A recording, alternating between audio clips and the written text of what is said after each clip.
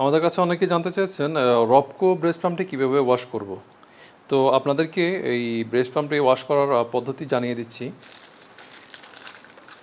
এটা ওয়াশ করা একেবারে ইজি।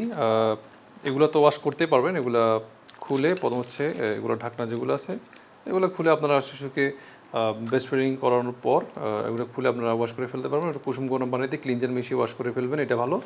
অনেকে আবার ডিটারজেন্ট ব্যবহার করে, সেক্ষেত্রে আসলে ডিটারজেন্ট একটু ক্ষার বেশি হওয়াতে ডাক্তাররা ডিটারজেন্ট ইউজ করতে না করে, কারণ সেক্ষেত্রে শিশুদের পেটের সমস্যা হতে পারে।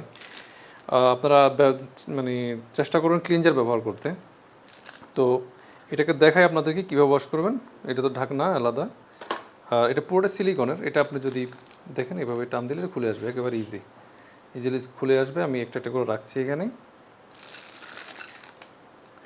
এই যে বোতল, আপনারা তো ব্রেস্ট মিল্ক কালেক্ট করার পর বোতলটা আলাদা করে নিয়ে ওই যে নিপলটা লাগানোর পরে খাওয়ানোর পরে এগুলো ওয়াশ করা সহজ, এগুলো তো আপনারা জানেনই।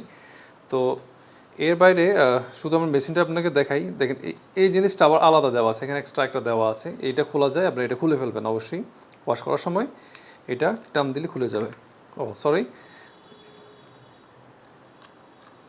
এটা হচ্ছে হাতে রাবার থাকার কারণে খুলতে একটু সমস্যা হচ্ছে। এই যে এভাবে খুলে ফেলবেন, এটা খোলা যায়।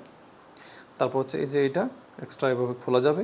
এই যেটা পুরোটা আপনারা ক্লিন করে ফেলতে পারবেন ক্লিনজার দিয়ে। এটা পুরোটা এটা কী করবেন আপনারা, ক্লিনজার মিশ্রিত হালকা কুসুম গরম পানিতে ভিজিয়ে রাখবেন।